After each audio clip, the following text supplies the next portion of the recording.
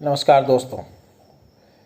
कल की क्लास में हमने बात की थी कार्ल मार्क्स की कि दार्शनिक आधार की, जो था भौतिकवाद। आज हम उससे आगे बात करेंगे। तो कल हमने ये देखा था कि दर्शन शास्त्री दो खेमों में मुख्यतः बटे हुए हैं। एक तरह के दर्शन शास्त्री कहते हैं कि समाज और सृष्टि की वास्तविकता मूल वास्तविकता विचारों पर आधारित है, यानी समाज, इतिहास, सृष्टि ये सब विचारों से बने हैं, चेतना से बने हैं, आत्मा से बने हैं, परमात्मा से बने हैं।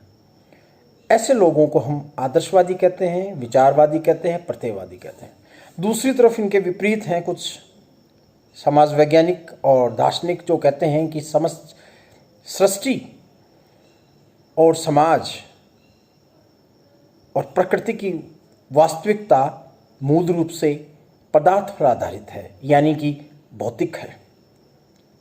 इसलिए ऐसे समाजशास्त्री, दर्शन शास्त्री, समाज वैज्ञानिक जो सृष्टि और समाज की वास्तविकता को पदार्थ पर आधारित मानते हैं, उनको भौतिकवादी कहते हैं।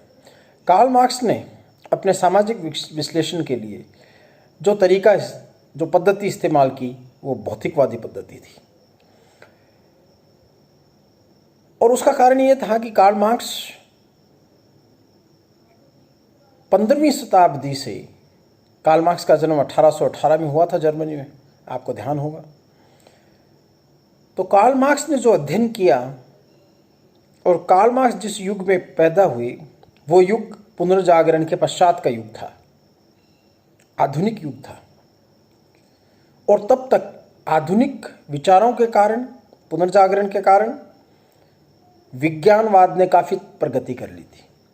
आपको याद होगा फर्स्ट ईयर में हमने जब पढ़ा था, शुरुआत की थी सोशियोलॉजी की, तब हमने देखा था कि अगस्त कॉम्ट का एक महत्वपूर्ण योगदान ये था, जिसको हम प्रत्यक्षवाद कहते हैं, पॉजिटिविज्म कहते हैं, या विज्ञानवाद कहते हैं। और ये विज्ञानवाद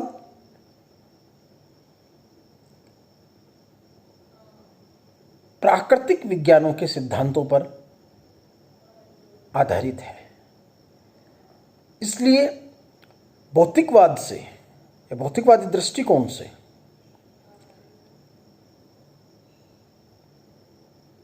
विज्ञानवाद के कारण समाजशास्त्रियों ने और सामाजिक विचारकों ने वैज्ञानिक तरीके से, वैज्ञानिक विधि से समाज का अध्ययन और विश्लेषण करने की कोशिश की। तो वैज्ञानिक विधि का आविष्कार भी इस पुनर्जागरण के विचारों और उसके मूल्यों के कारण हुआ। विज्ञानवाद का भी जन्म इसी कारण हुआ। इसलिए कार्ल मार्क्स ने जो अपने सामाजिक विश्लेषण दिया, उसका नाम उसने वैज्ञानिक, और या उसको हम इसीलिए वैज्ञानिक साम्यवाद कहते हैं। और इसीलिए समाजशास्त्री न होते हुए भी कार्ल मार्क्स ने समाजशास्त्र का नाम तक नहीं लिखा अपने समस्त जीवन में, फिर भी हम उसको समाजशास्त्र के बहुत महत्वपूर्ण और मूल समाजशास्त्रियों में से एक मानते हैं। तो कार्ल मार्क्स की जो भौतिकवादी चेतना थी, भौतिकवादी दृष्टिकोण था, वो इस चीज़ से प्रभावित था कि कार्ल मार्क्स ने पुनर्जागरण के बाद में विज्ञान और तकनीक में, जो विज्ञान, तकनीक और ज्ञान के क्षेत्र में जो विकास हुआ था, उस विकास से वो प्रभावित हुए थे। और वो विकास विज्ञान पर आधारित था। विज्ञानवाद सामाजिक यथार्थ को भौतिकवादी मानता है, और ये विज्ञानवाद ही है जिसके कारण आज हम प्राकृतिक विज्ञानों का अध्ययन करते हैं। उदाहरण के लिए भौतिक शास्त्र, जीव शास्त्र, जंतु शास्त्र, रसायन शास्त्र और जितने भी प्राकृतिक विज्ञान हैं। अगर हम भौतिकवाद में कि मुख्य अवधारणा अर्थात पदार्थ का प्रधानता मानना बंद कर दें तो इन सारे समस्त विज्ञानों का अस्तित्व समाप्त हो जाएगा। विज्ञानों का अस्तित्व भी समाप्त हो जाएगा और साथ में वैज्ञानिक पद्धति का भी अस्तित्व समाप्त हो जाएगा, क्योंकि तब हम आदर्शवाद और प्रत्ययवाद या विचारवाद की तरफ जाएंगे। और विचारवाद में वैज्ञानिक पद्धति इसलिए नहीं होती क्योंकि विचारवाद अवलोकन पर आधारित नहीं होता और वैज्ञानिक पद्धति का मुख्य जो सूत्र है, सोर्स है, वो अवलोकन है।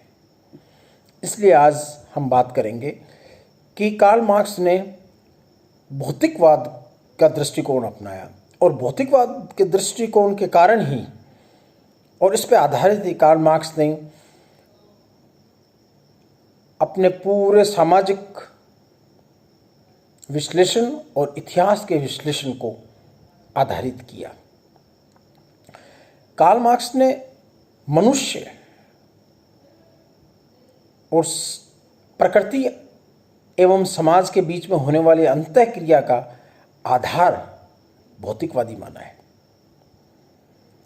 और कार्ल मार्क्स ये भी मानता है कि समाजों का जो विकास होता है, ऐतिहासिक दृष्टि से जो विकास हुआ है, एक लंबे समय के दौरान जो विकास हुआ है, वह विकास या वह परिवर्तन का मुख्य आधार भौतिकवादी परिस्थितियां थी। और इसीलिए इसी भौतिकवादी दृष्टिकोण से ही कार्ल मार्क्स पूंजीवाद की आलोचना करता है, जो हम बाद में देखेंगे। और पूंजीवाद के बाद में आने वाली परिस्थितियों या स्थिति जिसका नाम वो साम्यवाद रखते हैं, उसको वो प्राप्त करना चाहते हैं, उसको एक आदर्श घोषित करते हैं समाज के लिए जहाँ समानता हो। इसलिए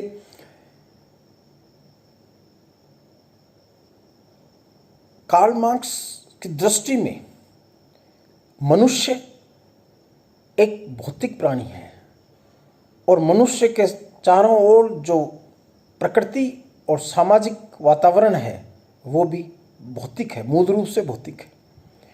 और इन भौतिक परिस्थितियों में परिवर्तन होता है। तो कार्ल मार्क्स का यह कहना है कि विचारों का परिवर्तन तभी होता है जब इन भौतिक परिस्थितियों में परिवर्तन होता है। और भौतिक परिस्थितियों में परिवर्तन इसलिए होता है, तकनीक,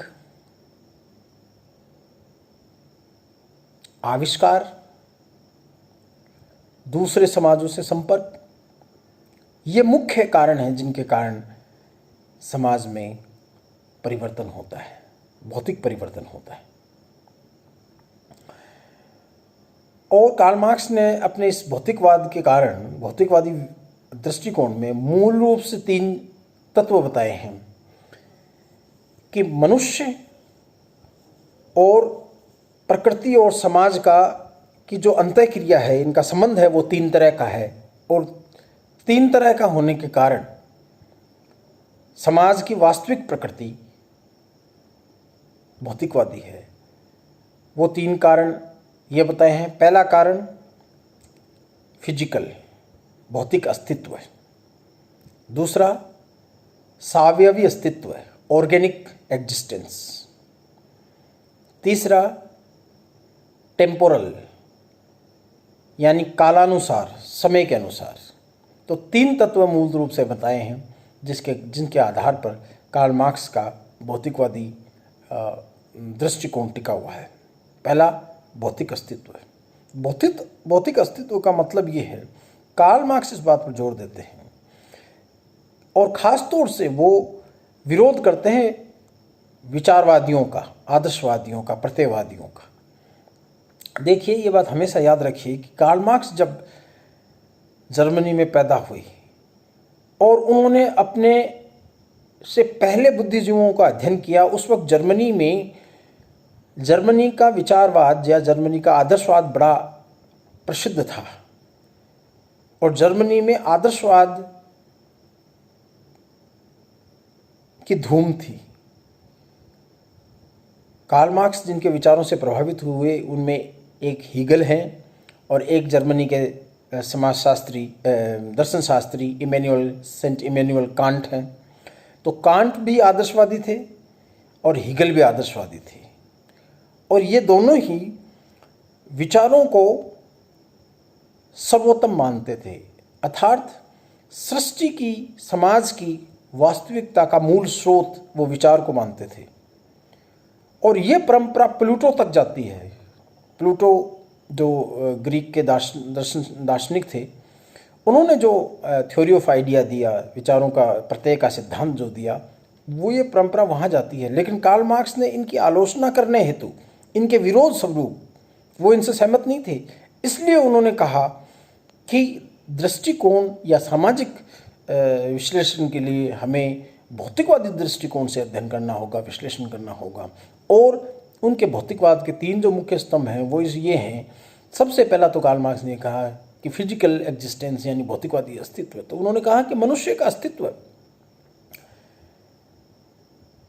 वास्तविक है, भौतिक है, और मनुष्य के चारों तरफ जो प्रकृति है, मनुष्य के चारों तरफ वो संस्कृति है, समाज है, उसका भौतिक अस्तित्व है। हम उसको इंद्रियों से महसूस कर सकते हैं, देख सकते हैं।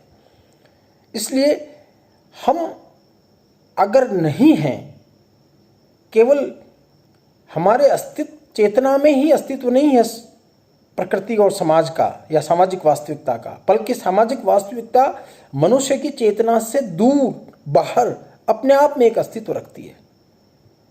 इसलिए सबसे पहले तो उन्होंने कहा कि फिजिकल एग्जिस्टेंस है, मनुष्य भी पदार्थ से बना है, और मनुष्य के बाहर सामाजिक यथार्थ है, वो भी सामाजिक यथार्थ, सांस्कृतिक यथार्थ और पर्यावरण और जो नेचर है, प्रकृति है, वो सब भौतिक पदार्थों से बनी है।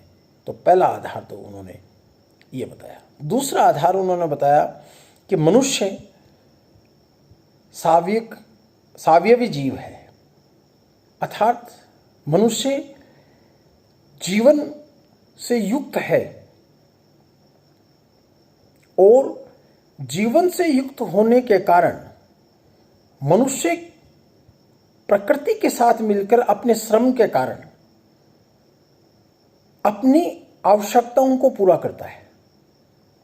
अर्थात मनुष्य उत्पादन के लिए, चूंकि उसकी कुछ आवश्यकताएं हैं, और उन आवश्यकताओं को पूरा करने का स्रोत मनुष्य के बाहर अस्तित्व में है, यानी प्रकृति में अस्तित्व है।